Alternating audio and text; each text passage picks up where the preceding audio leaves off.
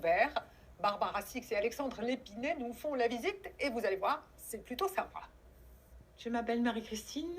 Mon idée pour la France, c'était de restaurer le corps de ferme en créant des studios étudiants pour redonner vie à des bâtiments qui étaient abandonnés. Coucou, Elisa, t'as un saladier? Et aussi nous permettre de nous ouvrir sur le monde qui nous entoure, de faire connaître notre métier aussi.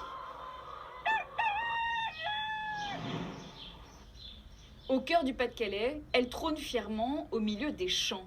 Une ferme au carré transmise de génération en génération. Un patrimoine que Didier et Marie-Christine Soudan voulaient absolument faire vivre. On va aller voir, c'est un ancien germoir à pommes de terre qui a été réhabilité. Dans ces bâtiments, l'agricultrice a aménagé 5 studios de 30 mètres carrés, entièrement meublés et équipés. Donc on a toute la vaisselle, même le rouleau à pâtisserie.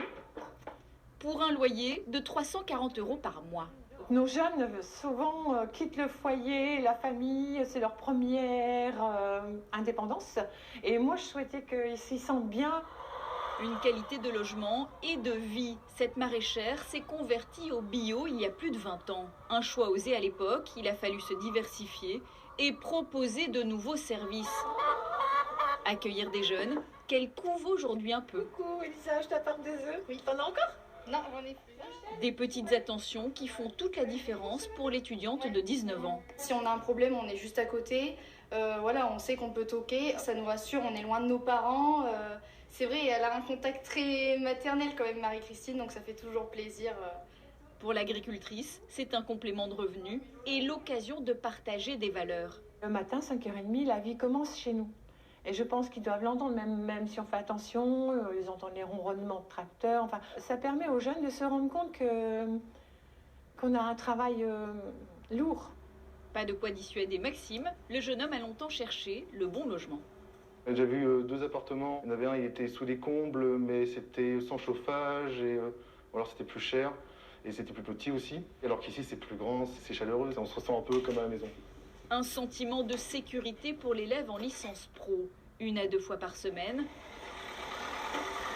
Il se rend à quelques kilomètres de là, à la faculté. Un éloignement qui impose certaines contraintes, mais répond au manque de logements étudiants. Car le marché locatif est tendu dans ces villes moyennes où les universités se développent. Alors loger à la ferme pourrait être une solution. Ça me dérangerait pas. Après, il faut voir si c'est loin de la faculté ou pas.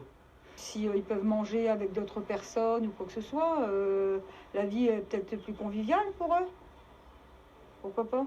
Pour le principe, ça peut être agréable parce que ça permet un petit peu d'être au grand air finalement, de décompresser un peu.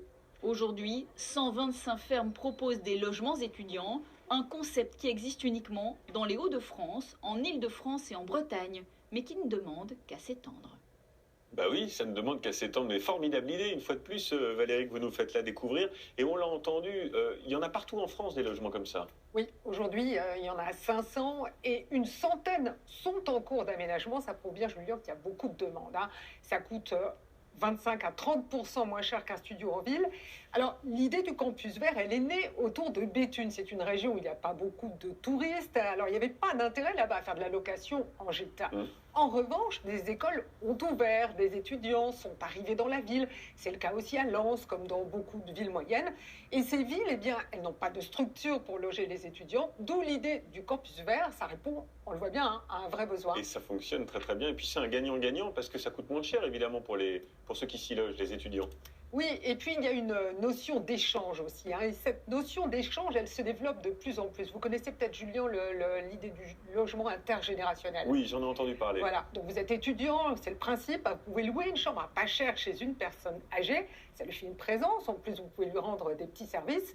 Il y a aussi les CAPS. Les CAPS, ce sont des colocations solidaires. Elles sont ça, je ne connaissais pas, par contre. Oui, c'est relativement nouveau. Elles sont installées dans des quartiers populaires. Oui. L'étudiant profite là aussi d'un loyer bas. Et en échange, on lui demande de s'investir dans le quartier en faisant, par exemple, du soutien scolaire. Tout ça, ce sont des solutions alternatives moins chères et qui rapprochent les gens et les générations. Et ça, c'est bien. Et ça, c'est une bonne idée. Merci Valérie pour ces belles idées que vous nous faites partager. N'hésitez pas à aller sur notre plateforme France Info ou sur votre application France Info pour nous faire remonter ces belles idées pour la France. Tiens, une autre belle